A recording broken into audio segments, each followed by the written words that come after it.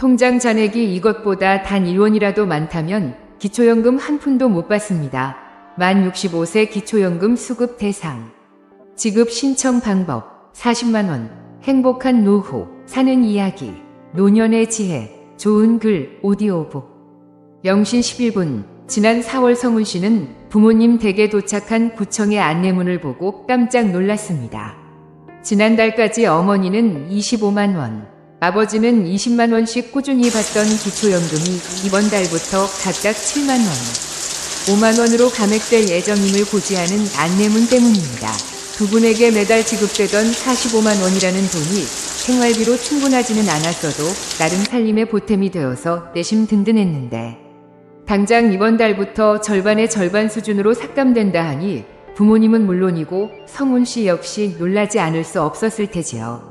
성훈 씨는 당황해서 어쩔 줄 몰라 하는 부모님을 대신해 구청의 담당 직원에게 전화를 걸어 이유를 물었습니다.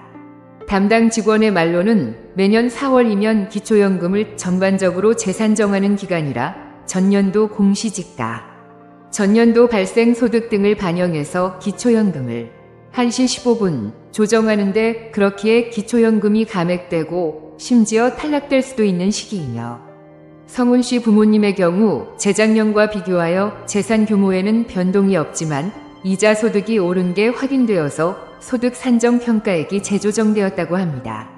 통화를 마친 성훈 씨는 구청 직원의 군더더기 없는 자세한 설명에 감액이 아닌 조치를 받아들일 수밖에 없었습니다. 하지만 달마다 들어오던 연금 금액이 너무 많이 깎여 씁쓸해하는 부모님을 보니 아들인 성훈 씨의 마음이 안 좋은 것도 어쩔 수는 없는 노릇이었습니다. 사실 성훈 씨도 씁쓸할 수밖에 없는 것이 몇 년 전에 성훈 씨 본인이 직접 나서서 부모님 두 분 모두 기초연금을 받을 수 있도록 부모님의 근로소득이나 국민연금 수령액, 재산 규모까지 꼼꼼하게 체크하는 등 할 수 있는 최선을 다해 기초연금 신청을 2시 21분 도와드렸기 때문이었습니다. 이때 성훈 씨도 고생이 꽤 많았던 것이죠. 그런데 작년쯤 수익률이 좋다는 다른 금융상품의 보유 현금을 옮겨놓은 것이 화근이 되었습니다. 여기에서 발생한 이자가 소득으로 잡혀서 기초연금에까지 영향을 줄 것이라고는 차마 예상하지 못했던 것입니다.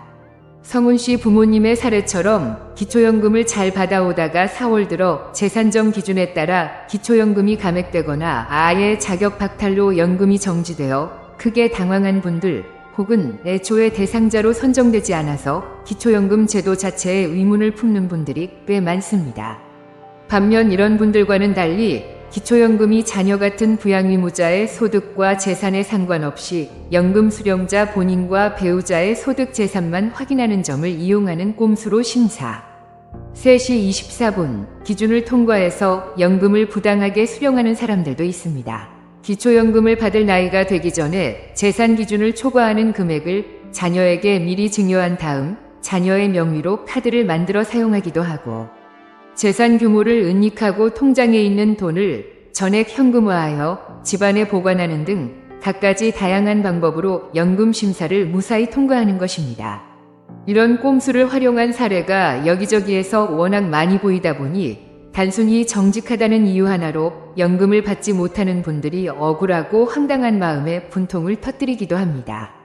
이처럼 수령 기준의 까다로움, 그리고 기준 자체의 허점 때문에 기초연금을 왜 모두에게 지급하지 않고 서로를 갈라치면서 지급하며 형평성에 대해 항의하거나 산정 기준을 교묘하게 피해 필요치 않음에도 부당하게 연금을 수령하는 사람들이 있다면서 제도에 4시 27분 지향점에 위배되는 불합리한 세태 문제를 제기하는 목소리 또한 많은 것이 우리가 살아가는 오늘날의 현실인데요.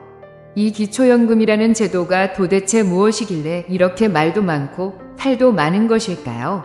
그리고 도대체 어떤 기준이 누구는 기초연금을 받게 하고 누구는 기초연금을 받지 못하게 하는 것일까요?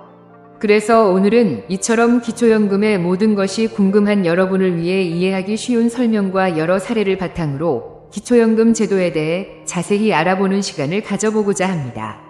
이번 영상을 통해 여러분들도 늘 어렵고 복잡하게만 생각하던 기초연금을 더욱 자세하고 명쾌하게 이해할 수 있을 것입니다. 개인적으로는 여기에서 더 나아가 이번 시간을 계기로 여러분의 자산을 산정 방법대로 스스로 계산해 보거나 연금 수령을 위해 여러분의 5시 31분 자산을 재구성해 보는 등 여러분의 노후를 대비하기 위해 현실적으로 더욱 보탬이 되는 시간을 가져보시길 소망해 봅니다. 이야기 시작하기 전에 구독과 좋아요 눌러주시면 감사하겠습니다. 그럼 오늘의 이야기 지금 바로 시작합니다. 기초연금은 경제 상황이 어려운 노인들에게 최소한의 안정적인 노후 생활을 보장하고자 시행하고 있는 복지 제도입니다. 대한민국의 66세 이상 노인 빈곤율은 40%, 76세 이상의 후기 노인 빈곤율은 52%로 OECD 다른 가맹국과 비교해 봐도 매우 높은 수치를 보입니다. 더불어 전체 파산 신청자 중 60세 이상이 차지하는 비중이 2018년 25.9%, 2023년 38.4%로 매년 급격하게 증가하고 있음은 물론 70대, 80대 중 경제적인 어려움으로 인해 극단적 선택을 하는 노인의 수까지 늘고 있는 추세인데요. 이런 통계 수치들은 초고령 사회를 당면한 대한민국에서 노인 빈곤 문제가 더 이상 외면할 수 없는 심각한 사회 문제임을 시사합니다. 이런 노인 문제에 대한 나름의 해결책으로 정부에서 제시하고 있는 정책 중 가장 대표적인 하나가 바로 기초연금 제도입니다. 사실 국민의 노후를 보장하는 연금 제도로 먼저 시행되고 있는 정책이 있습니다. 바로 다들 아시는 국민연금입니다. 하지만 국민연금은 1988년에 처음 도입되어 제도가 시행된 지 오래되지 않았기 때문에 현재의 노인들 중에는 국민연금에 가입하지 못했거나 가입했더라도 가입 기간이 짧아서 연금을 충분히 받지 못하는 분들이 꽤 많습니다. 이처럼 국민연금에 7시 36분 사각지대에서 보이는 노후 복지의 빈틈을 메우기 위해 기초연금 제도가 2014년부터 시행되었습니다. 2014년 첫 시행 당시에는 기초연금 월 수령액이 개인 기준 최대 20만 원이었으나 이후 단계적으로 상승하여 2021년부터 수령액이 월 최대 30만 원까지 책정되었으며 물가 상승률을 감안해 2024년 현재의 금액이 되었는데요. 2024년 1월 기준 기초연금액은 단독 가구의 경우 월 334.480원, 부부 가구의 경우 부부 합산 최대 534.810원까지 재산 수준에 따라 차등 지급되고 있습니다. 또한 소득과 재산 상위 30%를 제외한 나머지 70%에 해당하는 사람들이 기초연금을 받을 수 있는 기본 조건을 8시 42분 충족합니다. 그래서 통계적으로는 이 영상을 보는 분들 중에도 기초연금을 못 받는 분들보다 이미 받고 있거나 앞으로 받게 될 사람이 더 많을 확률이 큽니다. 그렇다면 기초연금은 어떤 조건을 갖추어야 받을 수 있을까? 기초연금을 받기 위한 조건을 간단히 정리하면 다음과 같습니다. 첫째, 만 65세 이상인 분들께 해당됩니다. 둘째, 대한민국 국적을 가지고 있으면서 동시에 국내에 거주해야 합니다. 셋째, 가구의 소득 인정액이 선정기준액 이하여야 합니다. 선정기준액은 단독 가구의 경우 월 213만 원, 부부 가구의 경우 월 340만 원으로 소득 인정액이 선정기준액 이하여야 지급 대상으로 선정됩니다. 이 세 가지 조건 중 첫 번째와 두 번째 조건은 당연히 매우 9시 47분 판단하기 쉽습니다. 그러나 마지막 세 번째 소득 인정액 부분에서 조금 더 꼼꼼한 산정 과정이 필요합니다. 단순히 생각할 경우 월 소득이 선정기준액보다 적으면 되지 않나 싶으실 겁니다. 하지만 여러분의 소득 인정액 산정 방식에 대해 정확히 알아야 합니다. 당장 매월 벌어들이는 근로소득뿐만 아니라 부동산이나 예금처럼 여러분이 기존에 보유하고 있는 재산까지 항목마다 각각의 방법을 적용해서 산정해야 하기 때문에 정해져 있는 산정식에 여러분의 소득과 재산을 직접 대입해서 계산하는 과정을 거쳐야 합니다. 이 과정에서 여러분도 모르게 놓치고 있던 항목 때문에 예상치 못하게 기초연금이 감액되고 지급 대상자에서 탈락하는 경우가 생길 수 있으니 다소 복잡하더라도 정신을 똑바로 차리고 매우 면밀하게 확인할 필요가 있습니다.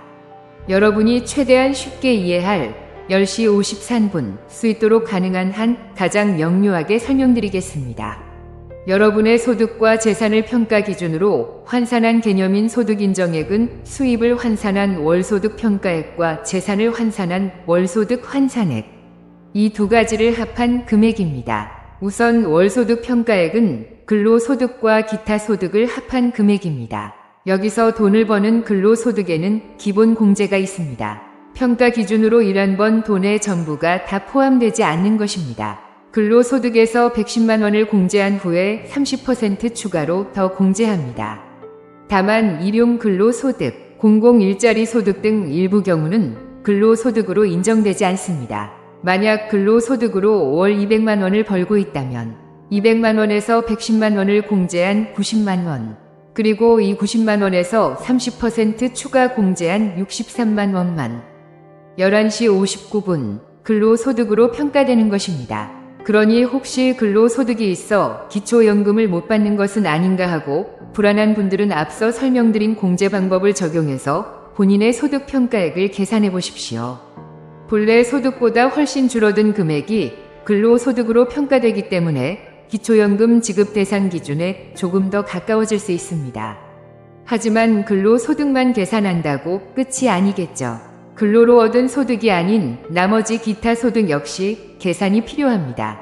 사업소득, 이자소득, 연금소득 등의 재산소득, 그리고 국민연금 수령액 등이 기타 소득에 해당합니다. 이 중 이자소득에 대해서는 월 4만 원까지 공제가 가능하지만 그 외 소득에는 공제 항목이 없습니다. 단순히 버는 금액 그대로 모두 더한 금액이 기타 소득 평가액으로 산정됩니다.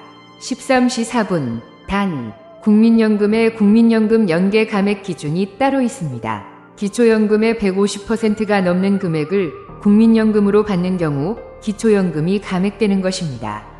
현재 기초연금의 1인 최대 금액이 334.600 원이므로 국민연금 수령액이 이 금액의 150%, 즉 50만 1.000 원을 넘어가는 경우 기초연금의 감액이 발생합니다. 그렇다면 앞서 예시로 들었던 월 200만 원의 근로소득이 있는 사람이 매달 국민연금 30만 원을 수령하는 경우 월 소득 평가액은 어떻게 될까요? 앞서 계산했던 근로소득에 대한 평가액 63만 원에 국민연금 30만 원을 더해 총 93만 원이라는 금액이 월 소득 평가액으로 산정됩니다. 여기까지 오면 소득인정액 산정의 절반인 월 소득 평가액의 계산이 끝납니다. 이제 나머지 절반인 소득, 14시 11분 환산의 계산을 위해 보유재산을 소득으로 환산하면 됩니다. 월 소득 환산액을 일반 재산과 금융재산의 평가액을 더한 다음 계산해보면 알 수 있는데요. 여기에서 일반 재산과 금융재산은 따로 구분하지 않습니다. 지금 여러분이 가지고 있는 재산이 무엇인지 한번 떠올려 보십시오. 여러분의 재산에는 어떤 것들이 있나요?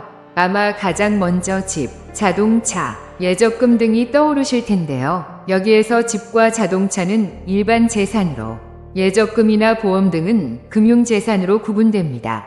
이처럼 현금이 아닌 부동산, 자동차 등의 재산은 일반 재산, 예적금, 보험 등 돈의 형태로 보관된 재산은 금융재산인 것입니다. 15시 20분 재산에 대한 공제 처리, 즉 공제액은 집값, 부동산 값에서 공제되는 금액을 이야기하는데 지역 규모별로 다릅니다. 지역에 따라 부동산 가치가 다르기 때문인데요. 특별시, 광역시, 특례시와 같은 대도시는 1억 3.500만 원, 중소도시는 8.500만 원, 농어촌의 경우 7.250만 원이 공제됩니다. 예적금이나 보험 등의 금융재산에서는 총 2천만 원이 공제됩니다. 그렇다면 만약 부채가 있는 경우는 어떨까요? 빚진 재산이라는 말이 있는데 산정 기준에서는 빚이 있어도 재산으로 평가됩니다. 재산에서 부채를 차감하기 때문입니다. 각각의 공제액을 차감한 일반 재산과 금융재산의 합에서 빚진 금액인 부채액까지 차감하면 됩니다. 여기까지 계산했다면 드디어 16시 24분 전체 재산을 더하는 과정이 끝났습니다. 이제 여태까지 계산한 전체 재산의 합산액을 월 소득 환산액으로 변환해야 합니다. 재산을 소득으로 환산할 때는 환산율 연 4%를 적용합니다. 앞서 계산된 재산 합산의 환산율 4%, 즉 0.04를 곱한 후 12개월로 나누면 최종적으로 5월 소득 환산액이 결정되는 것입니다. 이때 주의할 점은 차량액 4천만 원 이상인 고급 자동차의 경우 기본 재산 공제 대상에서 제외되고 월 100% 소득 환산율이 적용된다는 것입니다. 또한 골프 회원권, 승마 회원권 등의 회원권도 기본 재산으로 공제되지 않으며 고급 자동차와 마찬가지로 시가 표준액으로 월 100% 소득 환산율이 적용됩니다. 그러므로 4천만 원 이상의 고급 자동차나 골프 회원권, 승마, 17시 28분 회원권 등 국가의 회원권을 보유한 분들은 기초연금 기준에 반드시 미달할 수밖에 없으므로 기초연금 대상자에서 무조건 탈락하게 됨을 명심하십시오. 이 모든 사항을 고려해서 계산한 월소득 환산액의 앞에서 구해놓았던 월소득 평가액을 더하면 드디어 월소득 인정액을 계산해낸 것입니다.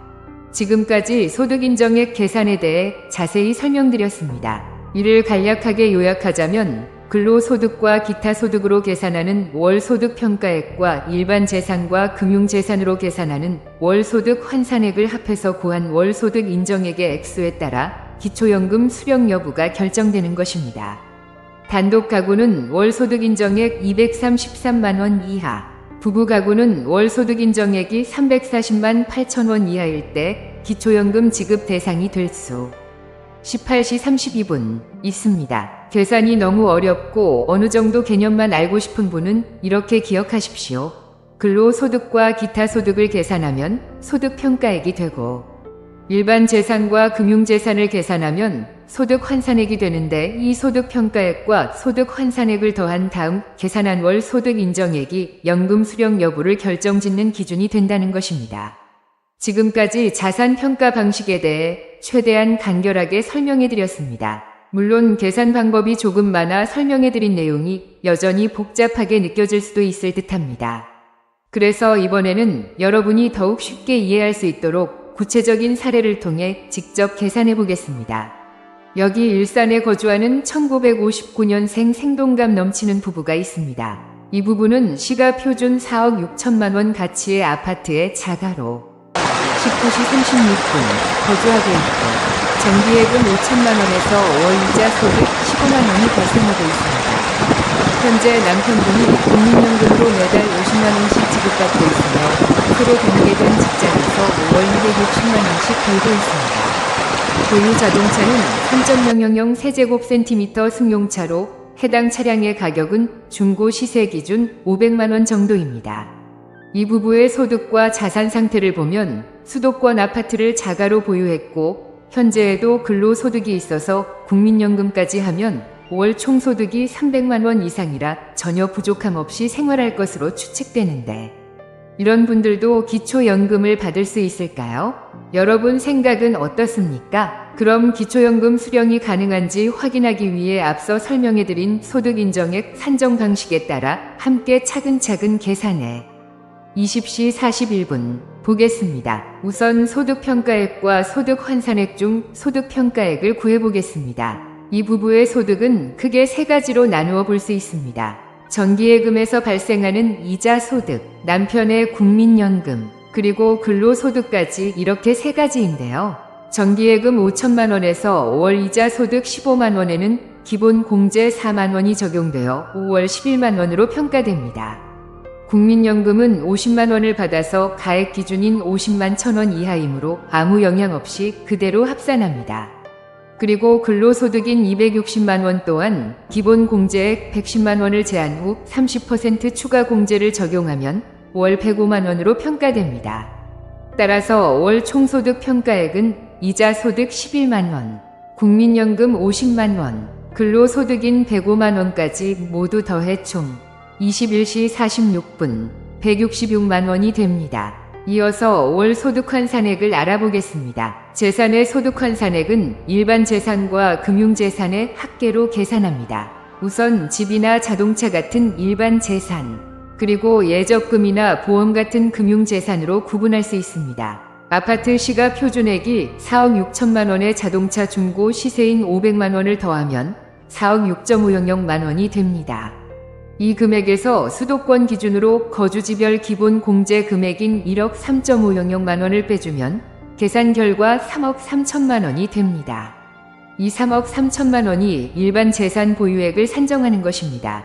다음으로 금융재산인 정기예금 5천만 원에는 기본 공제 2천만 원이 적용되어 계산 결과 3천만 원으로 산정됩니다.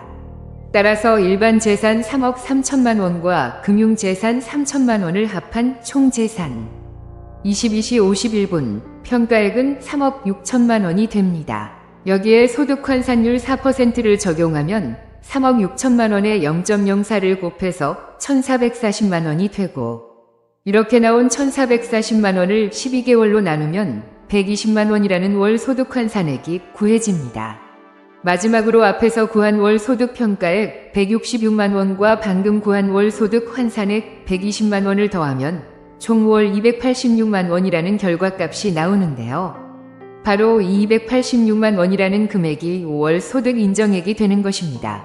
정부가 제공하는 기초연금 산정 방식에 따르면 이 부부의 월 소득 인정액 286만 원은 부부 가구 연금 수령 평가 기준액인 340만 8천 원보다 적은 금액이고 국민연금 또한 기초연금 감액이 적용되지 않는 금액이어서 부부 가구의 기초연금 지급액은 53만 6,180원을 수령하는데 전혀 문제가 없을 것으로 보입니다. 지금까지 여러분과 직접 계산하는 시간을 가져봤는데요. 이렇게 일일이 계산하는 과정을 함께 살펴보니 어떠신가요?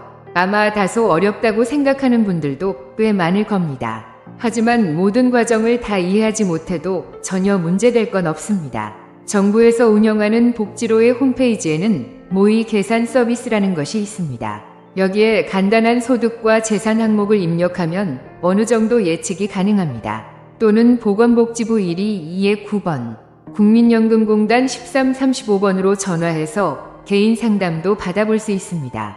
앞서 말씀드린 내용이 모두 이해되지 않더라도 대략적으로나마 미리 알아두면 전화 상담 시 보다 수월할 수 있고 이해가 안 되는 항목에 대해 질문할 수 있습니다. 2501 더욱 구체적인 설명을 요청할 수 있으니 이번 영상을 통해 소득 인정의 계산 과정을 필사하며 한번 쭉 따라가 보는 것도 여러분께 분명히 큰 도움이 될 것입니다. 영상 서두에서 전해드린 성훈 씨의 이야기 기억하십니까? 성훈 씨 부모님의 경우 수령하던 연금액이 상당히 많이 깎여 버렸는데요. 이 사례와 유사하게 기초연금을 신청해서 문제없이 수령하고 있었어도 재산 항목의 변동으로 인해 재산정 기간에 기초연금이 감액되고 기초연금 대상자에서 탈락하는 일이 발생하기도 합니다. 영상을 시청하는 분들 중에 기초연금을 이미 받고 있는 분들이 있다면 앞으로도 아무 문제 없이 꾸준하게 기초연금을 수령할 수 있도록 기초연금 수령자는 가장 주의해야 할 기초연금이 중되는 대표적인 이유 5가지를 지금 바로 알려드리겠습니다. 첫 번째는 집이나 26, 06, 부동산으로 대표되는 일반 재산 총액이 증가하는 경우입니다. 이런 경우에 가장 대표적인 사례는 부동산의 공시가격이 전년도에 비해 크게 인상되는 경우입니다. 공시가격은 부동산 시장의 흐름에 따라 매해마다 달라질 수 있습니다. 특히 본인의 지위와 무관하게 재산 규모가 제멋대로 변할 수 있어서 기초연금이 감액되고 심지어 중단되었다는 안내를 받을 수도 있는 것입니다. 그러니 이런 불상사를 막기 위해 부동산 시세에 늘 관심을 가지고 꾸준히 관찰할 필요가 있습니다. 두 번째는 예금, 적금 등 금융재산 규모가 증가하는 경우입니다. 일반적으로 소득이 줄어드는 노년기에 금융재산이 갑자기 늘어나는 경우는 그리 많지 않을 듯하지만 의외로 이런 항목에 변동이 생기는 분들이 많다고 합니다. 왜냐하면 만 65세를 27대 10 넘어가면서 자녀들이 출가하고 부부만 남거나 배우자의 사망으로 혼자 남게 되어 기존에 살던 큰 집을 처분하고 작은 평수의 집으로 이사하는 경우도 꽤 많기 때문입니다. 이때 집을 처분한 대가로 현금이 생기면 일반 재산 총액은 줄고 금융재산 규모가 커지게 됩니다. 그런데 일반 재산에 비해 금융재산이 공제되는 금액도 적고 소득으로 반영되는 비율도 높아서 기초연금 기준 산정 시에 부동산보다 불리하게 작용합니다. 일반 재산의 경우 지역별 기본 공제로 대도시일 때 무려 1억 3.500만 원까지 공제되지만 금융재산의 경우 얄짤없이 딱 2천만 원만 공제되기 때문이죠. 따라서 일반 재산에서 금융재산으로 자산의 형태가 바뀌면 기초연금 소득 인정에도 큰 변동이 생길 수 있으니 재산을 처분하는 데 있어 늘 꼼꼼한 검토가 필요합니다. 세 번째는 소득이 증가하는 28대 18 경우입니다. 앞서 소개해드린 성훈 씨 부모님의 사례처럼 이자 소득이 증가하는 경우 또는 사업소득, 연금소득 등 기타 다양한 소득원이 발생한 소득이 기초연금 수령에 영향을 줄 수 있습니다. 네 번째는 국외에 60일 이상 체류하는 경우입니다. 노년기에 여행을 즐기거나 해외에 거주하는 가족의 집에 머무는 경우 해외에서 60일 이상 체류하는 일이 생길 수 있는데요. 기초연금 수급 대상자로 연금을 받는 분이라면 해외에 연속 60일 이상 체류 시 기초연금이 정지됩니다. 다만 이는 1년 안에 60일이 아니라 한 번 출국할 때 60일 연속 체류를 의미하니 장기간 해외 체류가 불가피할 경우 체류 기간이 절대 60일을 넘지 않도록 계획을 세울 때부터 꼭 명심하시길 바랍니다. 다섯 번째는 고급 자동차, 고급 회원권 소유 여부입니다. 29대 22, 차량가액 4천만 원 이상의 자동차 혹은 골프 콘도 회원 등을 소유하게 되는 경우 기초연금 지급이 중단됩니다. 그 외에도 흔하지는 않지만 가출, 실종 등의 신고 접수로부터 30일이 지난 경우나 금고 이상의 형을 선고받고 교정시설에 수용 중인 경우에도 기초연금 지급이 중단됩니다. 지금까지 기초연금 제도의 이모저모에 대해 매우 상세히 알아봤는데요. 여기까지 잘 들어주신 여러분을 위해 기초연금 신청 시 꼭 알아야 할 꿀팁을 하나 알려드릴까 합니다. 바로 기초연금을 가장 효율적으로 신청하는 방법입니다. 기초연금은 만 65세가 되는 생일이 속한 달의 전월 1일부터 신청할 수 있습니다. 참고로 곧 다가올 2025년엔 1960년생이 기초연금 신청 자격을 얻는 해입니다. 예를 들어 생일이 1960년 3월 12일인 사람은 전월 1일부터 신청할 수 있으니 2025년 2월 1일부터 신청 가능합니다. 그런데 만약 생일이 5월인 분이 기초연금 신청을 뒤늦게 알았거나 깜빡하고 신청 시기를 놓쳐서 10월이 되어서야 신청을 한다면 어떤 문제가 있을까요? 다행히도 신청에서 탈락한다거나 평가에서 페널티가 발생한다는 일은 없습니다. 그러므로 신청할 자격이 되자마자 바로 신청하지 않아도 공적으로 문제될 것은 전혀 없는 것이지요. 그래서 1년이 지나든 5년이 지나든 언제든 신청 가능합니다. 하지만 연금을 받아야 하는 사람 입장에서 가장 민감한 문제가 하나 발생합니다. 바로 진작에 받을 수 있던 연금을 모두 놓쳐버린다는 문제입니다. 앞에서 5월 생일자가 10월에 신청하는 경우를 말씀드렸었죠. 이러한 경우 신청이 완료된 10월 이후에야 기초연금을 받기 시작합니다. 그 말인 즉슨 신청 시기를 놓치고 있던 5월부터 10월까지는 기초연금을 못 받았다는 말이기도 합니다. 그렇다고 신청이 늦어 지나간 기간 동안 못 받은 연금을 청구하는 것도 불가능합니다. 이러한 이유 때문에 신청이 늦으면 늦을수록 놓쳐버리는 연금이 많아져서 심리적으로 큰 손해를 보게 되는 것입니다. 그러니 별다른 이유 없이 혹은 귀찮다는 이유로 신청을 늦게 해서 몇 달은 더 받을 수 있었던 연금을 날리지 마십시오. 그저 이 영상을 계기로 기초연금 신청 시기와 신청 방법을 미리 숙지하고 평가 기준을 맞추기 위해 재산을 잘 관리하다가 신청할 수 있는 날이 되자마자 곧바로 신청하는 것이 기초연금을 신청하는 가장 효율적이고 좋은 방법입니다. 신청 방법은 32대 37 간단합니다. 전국의 국민연금관리공단 지사나 주민센터 어디에서든 그리고 복지로 페이지에서 인터넷 비대면 신청도 가능합니다. 다만 인터넷 비대면 신청 시 공인인증서가 필요하고 추가 필요 서류도 첨부해야 하니 인터넷 사용이 어렵거나 절차가 잘 이해되지 않는다면 직접 방문해 도움을 받는 것이 좋습니다. 신청이 완료되면 보통 30일 내에 결과가 통지되며 지급이 결정될 경우 연금은 신청할 때 입력한 수급자 명의 및 계좌로 입금됩니다. 이상으로 기초연금에 대해 A to Z까지 자세히 알려드렸습니다. 오늘 알려드린 내용이 다소 복잡하고 어려울 수 있어서 내용이 잘 이해되지 않는 분들도 있을 겁니다. 하지만 누누이 말씀드리듯이 그렇다고 전혀 문제될 것이 없습니다. 모든 과정을 전부 이해하는 것이 중요한 게 아니니까요. 다소 어려운 이야기임에도 기초연금에 대해 이만큼 자세하게 소개해드린 이유는 오늘 내용을 어느 정도만 알아두어도 기초연금 대상자에서 탈락하거나 기초연금 수령액이 감액되어 내 조건 중 무엇이 문제였는지 당면한 상황을 이해하고 파악하는 데 있어 조금이나마 도움이 될 수 있기 때문입니다. 개인적으로 이번 영상에서 여러분이 꼭 기억하길 바라는 내용은 바로 직전에 알려드린 기초연금 신청 시기와 신청 방법입니다. 물론 신청 시기가 되면 우편으로도 안내문이 오겠지만 혹여 이를 놓쳐서 신청이 늦어져 버리면 늦어진 신청 기간 동안 못 받은 연금이 꽤나 큰 손해처럼 느껴질 것이기 때문입니다. 따라서 이러한 불상사를 방지하려면 만 65세가 되는 생일을 2달 정도 앞둔 시기 즈음부터 기초 34대 45 연금 신청을 늘 염두에 두고 꼭 최우선으로 챙기시길 바랍니다. 기초연금제도는 대한민국 노인들의 생활을 조금이나마 뒷받침해 주기 위해 국가에서 마련한 제도로 기준에 부합한다면 꼭 누려야 할 복지제도입니다. 이 제도의 존재를 모르거나 들어보기만 하고 신청 방법을 몰라서 혜택을 누리지 못하는 분들, 또 신청이 늦어 괜히 손해보는 분들이 생기지 않길 바라는 간절한 마음으로 말씀드리기 위해 조금은 길고 지루하게 들릴 수 있음에도 내용을 최대한 자세하고 상세하게 말씀드리게 되었습니다. 여러 가지를 수고하고 자세히 설명드린 만큼 오늘의 영상이 여러분의 노년기 노후 생활에 도움이 되는 유익한 내용으로 여러분께 어떻게든 도움이 될 수 있길 진심으로 간절히 바라는 바입니다.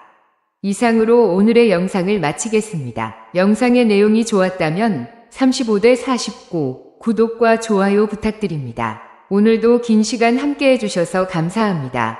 다음에 더 좋은 내용으로 찾아뵙겠습니다. 우리 지혜로운 구독자 여러분의 황금빛으로 물들어가는 행복한 인생을 응원합니다. 감사합니다.